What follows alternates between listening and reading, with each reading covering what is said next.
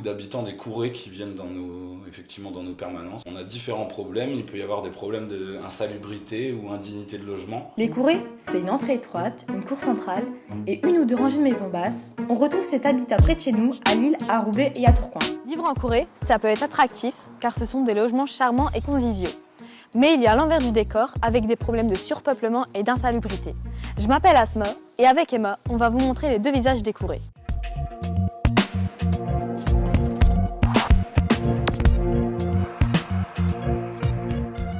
Le 19e siècle, c'est la révolution industrielle. Les patrons des usines ont besoin de beaucoup d'ouvriers. Du coup, ils construisent ces courées pour attirer et loger la main-d'œuvre venant des campagnes. Beaucoup de familles vivent à l'étroit dans ces logements insalubres. Fin 20e, les usines ferment, les ouvriers deviennent propriétaires de ces courées, mais n'ont pas les moyens de les quitter. Aujourd'hui, louer une courée ne revient pas cher. Ça intéresse de nombreux étudiants, comme Colline, qui vit en colocation depuis septembre. Disons que par rapport à ce que j'ai besoin, le fait qu'on soit deux et que dès le départ on voulait trouver une maison au moins à deux. Et par rapport au prix de l'île, c'est sûr qu'être en courée c'est un peu moins cher. C'est petit, mais pourquoi on aurait besoin de plus? La période industrielle était difficile pour les ouvriers. Après l'usine, ils rentraient chez eux dans leur maison de courée, petite et étroite. Heureusement, tous les voisins étaient soudés, ils s'entraidaient, ils faisaient la fête ensemble. C'était des vrais lieux de vie. Aujourd'hui, on retrouve toujours cet esprit collégial dans certaines courées. Chez Colline, c'est pas aussi festif, mais elle se sent quand même entourée. La vie en courée, moi je dirais qu'elle est conviviale. On sent vite qu'on a des voisins proches et on les connaît. Alors que dans des appartements, c'est pas forcément le cas. Je me sens bien dans mon privé, c'est chez moi. Et en même temps, je suis intégrée dans une vie de courée, même si on n'a pas beaucoup d'échanges. Colline, c'est le côté positif de la vie en courée. Pourtant, avec Asma, on a vu l'autre façade. Des locataires qui vivent dans des maisons insalubres parce que les propriétaires ne veulent pas rénover leur logement. Ces maisons, collées entre elles et construites en briques légères, en auraient pourtant bien besoin. C'est un aspect du mal logement.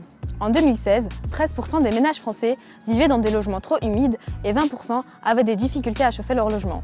Et c'est notamment le cas pour les courées. Du coup, certaines assos viennent en aide aux habitants. Antonio est bénévole pour l'atelier populaire d'urbanisme de Fives. Il y a beaucoup d'habitants des courées qui viennent effectivement dans nos permanences. Il peut y avoir des problèmes d'insalubrité ou indignité de logement. Les locataires ont du mal à faire valoir leurs droits et à réussir à imposer des travaux ou avoir des dédommagements auprès de leurs propriétaires. On a plein de cas aussi de suroccupation de logements.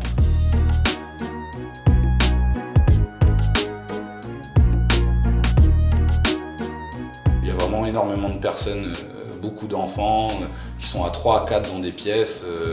Et donc ça a des influences sur l'éducation, on ne peut pas bien travailler à l'école, sur la santé en règle générale, dans des logements indignes. Le problème du logement en règle générale sera réglé quand aussi on aura des politiques vraiment volontaristes de construction de logements sociaux. Les plans de rénovation des courées ont évolué au cours de l'histoire. On les détruit durant les années 60, on préserve leur côté historique et on les rénove durant les années 80. À partir du milieu des années 2000, il y a eu là pour le coup un retour des politiques de destruction de ces courées. En disant voilà, c'est de l'habitat qui est irrécupérable. Ces personnes pauvres, on les considère comme étant simplement des problèmes à disséminer et à dispatcher sur un territoire pour qu'ils soient moins concentrés. Et nous, on dit que ça peut être aussi des solutions, c'est-à-dire que souvent c'est des gens qui sont très attachés à leur territoire. Donc les programmes et les projets urbains qui s'appliquent sur ces courées-là devraient plutôt partir du bas, de ce qui existe, des gens qui sont là, et pas du haut vers le bas en disant que de toute façon ces gens-là sont problématiques. La courée est l'héritage du passé industriel difficile pour les ouvriers et ouvrières. Leurs problèmes n'ont pas disparu avec la désindustrialisation. Les problèmes de mal logement et de surpeuplement persistent encore au XXIe siècle. Mais nous savons qu'il existe des solutions comme construire plus de logements sociaux ou encore rénover les anciennes courées à condition que les habitants puissent rester dans leur quartier s'ils le souhaitent.